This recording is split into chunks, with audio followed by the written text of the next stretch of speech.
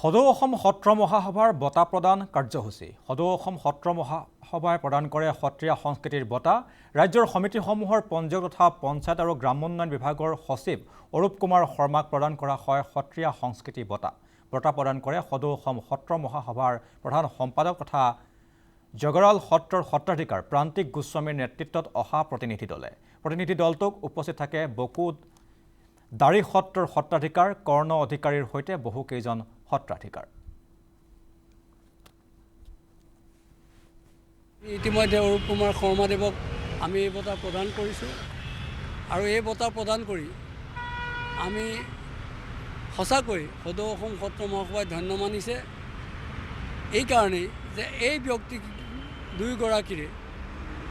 সদৌ অসম সত্ৰ মহাসভাৰ প্ৰতি আৰু সত্ৰীয়া কলা সংস্কৃতি আৰু গুৰুজনাৰ সৃষ্টি আদৰ্শ কৰ্মৰাজিৰ প্ৰসাৰ প্ৰচাৰ তথা বিকাশৰ ক্ষেত্ৰত তেখেতৰ সহায় সহযোগ আছিল অপৰিসীম গতিকে তেখেতসকলক আমি বঁটাভাগ সত্ৰীয়া সংস্কৃতি বঁটাভাগ আজি প্ৰদান কৰিবলৈ আমি ধন্য মানিছোঁ।